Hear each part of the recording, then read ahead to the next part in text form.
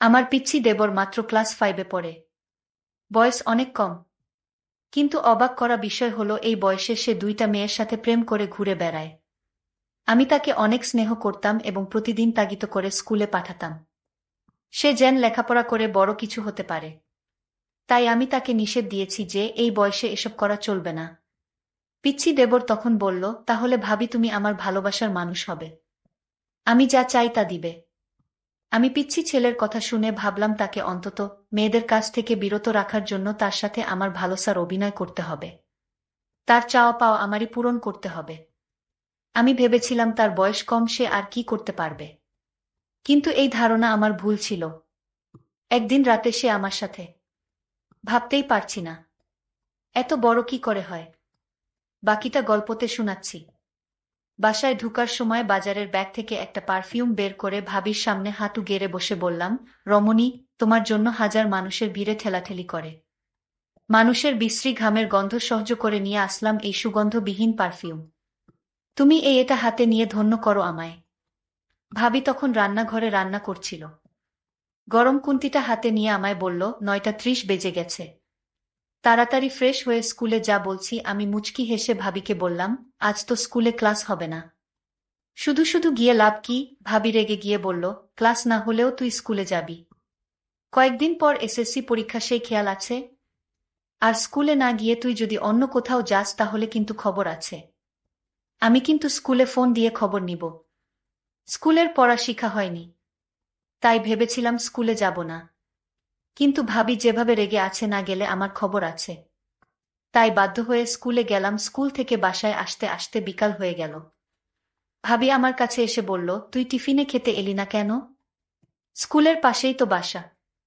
খেয়ে গেলে কি সমস্যা হতো? আমি ভাবির থেকে একটু সরে গিয়ে মাথাটা নিচু করে বললাম, বন্ধুদের সাথে বাহিরে খেয়ে ফেলেছিলাম। ভাবি আমার দিকে রাগী চোখে তাকিয়ে বলল, তুই আমার কাছে আয় তো। আমি ভাবির থেকে আরো সরে গিয়ে বললাম, কেন? ভাবি আমার কাছে এসে আমার ডান গালে সজোরে থাপ্পড় মেরে বলল, তুই আবারও সিগারেট খেয়েছিস? সার শরীর থেকে সিগারেটের গন্ধ বের হচ্ছে।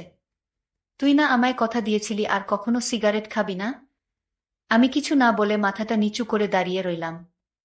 আর ভাবিকে বললাম, ভাবি আমি আর সিগারেট খাবো না, তুমি যদি আমার একটা গোপন কথা রাখো।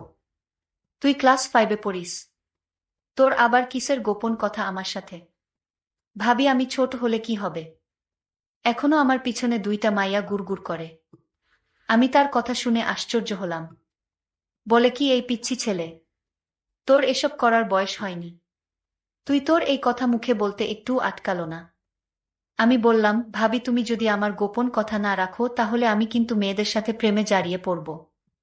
আমি তাকে আবার একটা থাপ্পড় দিয়ে বললাম, তোকে এত আদর করে আমি মানুষ করতে চেয়েছি আর তুই কিনা এসব বলছিস। ভাবি তখন রেগেমেগে আমায় বলল, তুই 2 সপ্তাহ আমার ধারে কাছে আসবি না। এই কথা বলে ভাবি যখন চলে যাচ্ছিল, আমি তখন ভাবির পিছন পিছন যেতে যেতে বললাম, আর জীবনেও প্রেমের কথা বলবো না। আমার একটা কথা রাখো ভাবি। ভাবি বলল, তোর কোনো কথা আমি এখন শুনবো না আর রাখবও না। ঘুম থেকে উঠে দেখি মা খুব চিৎকার চেঁচামেচি করছে। মাকে যখন বললাম, কি হয়েছে, মা তখন বলল, জমিদারের মেয়েকে বাড়ির বউ করে নিয়ে এসেছি। 7টা বেজে গেছে, এখনো ঘুম থেকেই উঠে না। এমন সময় খেয়াল করলাম ভাবি তাড়াহুড়ো করে মার কাছে এসে বলল, আসলে মার শরীরটা একটু খারাপ লাগছিল, তাই ঘুম থেকে উঠতে দেরি হয়ে গেল। ভাবির কথা শুনে মা বিরক্ত হয়ে বলল, তোমার তো সারা বছর শরীর খারাপ থাকে, একটা রোগা মেয়েকে ছেলের বউ করে নিয়ে আসলাম। ভাবি কিছু না বলে রান্নাঘরে চলে গেল। আমি ভাবির পিছন পিছন এসে বললাম, ভাবি আমি তোমার কাজে হেল্প করব? ভাবি রেগে আমার দিকে তাকিয়ে বলল, কয়েকদিন পর পরীক্ষা, সেটা মাথায় আছে? যা পড়তে বস গিয়ে। আমি ভাবির দিকে ভালো করে খেয়াল করে দেখলাম ভাবি তার ডানগালটা ওড়না দিয়ে ঢেকে রেখেছে। এত বছর ধরে দেখে আসছি, তাই আর বুঝতে বাকি রইল না। রাতে নিশ্চয়ই ভাইয়া ভাবির গায়ে হাত তুলেছে, ভাবিকে মেরেছে। আমি ভাবিকে কিছু না বলে নিজের রুমে চলে আসলাম। মাঝে মাঝে ইচ্ছে হয় ভাবির প্রতি এই অন্যায়ের প্রতিবাদ করি, কিন্তু ভাইয়ার চোখের দিকে তাকিয়ে কথা বলার সাহস কখনোই হয়নি। রাত 11টা বাজে। বড় আপু লাগেজ হাতে নিয়ে বাসায় হাজির। মা অবাক হয়ে জিজ্ঞেস করল, তুই এত রাতে? আপু বললাম, আমি আর এই সংসার করব না। ঘুম থেকে একটু দেরিতে উঠলে শাশুড়ি নানা রকম কথা বলে। নন্দী আজেবাজে কথা বলে। সারাদিন সংসারের কাজ করেও কারো মন পায় না।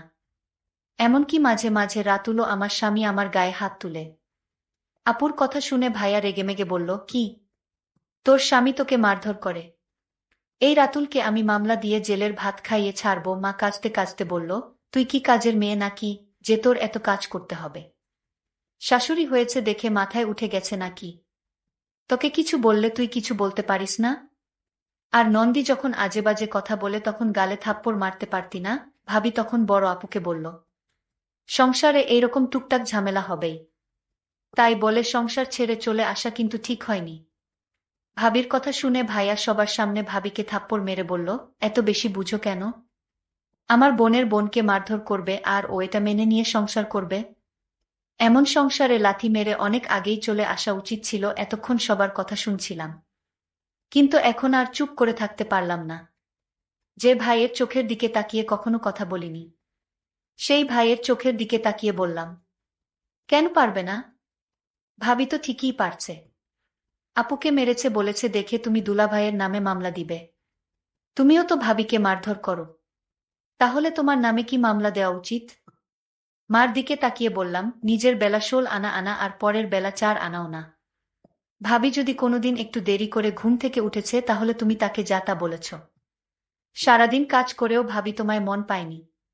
তুমি আপুকে বলছো নন্দী আজেবাজে কথা বললে তাকে থাপ্পড় মারতে, অথচ আমি নিজ চোখে দেখেছি আপুর গোসলের পানি গরম দিতে একটু দেরি হয়েছিল দেখে আপু ভাবিকে থাপ্পড় মেরেছিল। আমার কথা শুনে আপু ঠোঁট বাঁকিয়ে বলল, ভালোই তো ভাবির পক্ষে কথা বলছিস। নিজের মা ভাই বোনদের পর করে ওই মহিলা এখন আপন হয়ে গেল। আমি মুচকি হেসে আপুকে বললাম, তুই তো আমার নিজের বোন ছিলি, কখনো কি একটা ফোন দিয়ে আমার খোঁজ নিয়েছিস ছোট ভাইটা কেমন আছে? আমার বড় ভাই কি কোনোদিন আমার খোঁজ নিয়েছে আমি ঠিকমতো পড়াশোনা করছি কিনা, কাদের সাথে চলাফেরা করছি? কিন্তু ওই মহিলাটা প্রতিদিন আমার খোঁজ নিয়েছে আমি কাদের সাথে মিশছি, আমি ঠিকমতো পড়াশোনা করছি কিনা, আমার কখন কি লাগবে সব ওই মহিলাটা খোঁজ রেখেছে। তোরা আপন হয়েও যে কাজগুলো করিস নি ওই মহিলাটা পর হয়েও সেই কাজগুলো প্রতিনিয়তই করেছে। ভাবি এখনো সোফায় বসে কাঁদছে। আমি ভাবিকে বললাম, কেবল বাজে 11টা, এখনো ময়মনসিংহের গাড়ি পাওয়া যাবে। এই সংসারের জন্য অনেক করেছ। যেদিন তোমায় এই সংসারের মানুষ তোমার প্রাপ্ত সম্মানটা দিবে সেদিন না হয় এই সংসারে ফিরে এসো, ততদিন না হয় বাপের বাড়িতেই থাকলে। গাড়ি গন্তব্যের দিকে ছুটে চলছে। বাসের জানালা দিয়ে ভাবি আনমনে বাহিরের দিকে তাকিয়ে আছে। আমি ভাবিকে বললাম, ভাবি এই অন্ধকারে বাহিরে কি দেখছো? ভাবি চোখের কোণে লেগে থাকা চোখের জলটা মুছে বলল, তুই একটা পিচ্ছি ছেলে হয়ে তুই আমার জন্য এত কিছু করলি, তোর এই ঋণ আমি কোনোদিন পরিশোধ করতে পারবো না। ভাবিকে বললাম, ভাবি তুমি একটু ধৈর্য ধরো, দেখবে সব ঠিক হয়ে গেছে। পিচ্ছি ছেলের কথা শুনে আমি বারবার অবাক হচ্ছি। যাই হোক, আমিও ভাবির সাথে ভাবির বাপের বাড়ি চলে এলাম। ভাবি বলল, আমি তোকে আমাদের বাড়ির পাশের স্কুলে ভর্তি করাবো। পিচ্ছি দেবর বলল, ও তার একটি নাম আছে, সেটা হলো জিসান। পিচ্ছি জিসান বলল, আমি স্কুলে পড়ব না যদি তুমি আমার গোপন কথা না রাখো। বাড়িতে গেলে বাবা আমায় খুব সুন্দর করে থাকতে দিল। যে সংসারে মেয়েদের কোনো মূল্য নেই সেই সংসারে না থাকাই ভালো। বাবা আমাকে এভাবে সাহস দিয়ে বলেছিল, মা তুই আজ থেকে আমার বাড়িতে থাকবি আর তোর দেবর পিচ্ছি জিসানকে লেখাপড়া শিখাবি। পরদিন আমার পিচ্ছি জিসানকে স্কুলে ভর্তি করে দিলাম। সে স্কুলে প্রতিদিন যেত। আমি মাঝে মাঝে খোঁজ নিতাম জিসান কি আসলে ভালো করে লেখাপড়া করছে নাকি উল্টাপাল্টা কোনো কিছু করছে। কিছুদিন স্কুলে ভালো করে লেখাপড়া করতে শুরু করলো। কিছুদিন পর দেখলাম আমার পিচ্ছি দেবর জিসানের পরিবর্তন। সে ঠিকমতো খাওয়া দাওয়া করে না, রাতে লেখাপড়া করে না। আমি তাকে কিছু না বলে আমি তার মনের ভিতর কি চলছে তা জানতে আমি তার স্কুলে লুকিয়ে যেতাম। কিন্তু স্কুলে একদিন লুকিয়ে গিয়ে যা দেখলাম তা দেখে আমার মাথায় মনে হয় আগুন ধরে গেল। এই পিচ্ছি ছেলে এই বয়সে দুইটা মেয়ের সাথে প্রেম করে ঘুরে বেড়াচ্ছে। আমি তা দেখে অবাক হয়েছিলাম। আমি আজ সিদ্ধান্ত নিলাম জিসান বাড়িতে আসলে আজ তাকে জবাবদিহি করতে হবে। এই বয়সে এইসব করা কি ঠিক? স্কুলে থেকে জিসান বাড়িতে ফিরল। আমি তাকে জিজ্ঞেস করলাম, জিসান তুই স্কুলে কি ঠিকমতো পড়ালেখা করছিস? জিসান বলল, ভাবি কিয়ে বলো, আমি আজ সাপ্তাহিক পরীক্ষায় ফার্স্ট হয়েছি। আমি মনে মনে বললাম, আহা বোকা ছেলে, তুই আমাকে বোকা বানিয়ে ফেলতে চাইছিস। এটা তো পিচ্ছি না। জিসান, তুই আমার কাছে থেকে কিছু লুকানোর চেষ্টা করবি না। আমি কিন্তু সব জানি। ভাবির কথা শুনে আমার গলাটা শুকিয়ে গেল। আমি বললাম, ভাবি, আমি কি তোমার সাথে মিথ্যা কথা বলতে পারি? আচ্ছা জিসান, তুই আজ আমার সাথে এত বড় মিথ্যা কথা বলতে পারলি? তুই, তোর বিষয়ে আমি জেনেছি তুই এই বয়সে প্রেম করে ঘুরে বেড়াস। তাও একজনের সাথে না, দুইজনের সাথে। আমি আজ নিজ চোখে দেখেছি তুই মেয়েদের সাথে বসে গল্প করছিস। আমার চোখে তুই ফাঁকি দিতে পারবি না জিসান। জিসান, আমি তোকে নিয়ে অনেক স্বপ্ন দেখি। তুই এখন এসব করলে তো তোর জীবনটা নষ্ট হয়ে যাবে। জিসান আমায় বলল, ভাবি, আমি জানি না আমার রাতের শরীর কেমন লাগে। আমি জিসানের কথা শুনে বুঝতে পারলাম, ওকে এই প্রেম করা থেকে বাঁচাতে হলে আমার তার সাথে কিছু অভিনয় করতে হবে। তার ইচ্ছাটা আমার পূরণ করতে হবে। যাই হোক, আমি জিসানকে বললাম, এসব তোর বাদ দিতে হবে, নইলে আমার অবস্থা খুব খারাপ হবে কিন্তু। আমি জিসানকে বললাম, জিসান, তুই কি চাস বলতো? যদি আমার কাছে থাকে তাহলে আমি তোকে দিব। জিসানের মুখে হাসি ফুটে উঠল আমার এই কথা শুনে।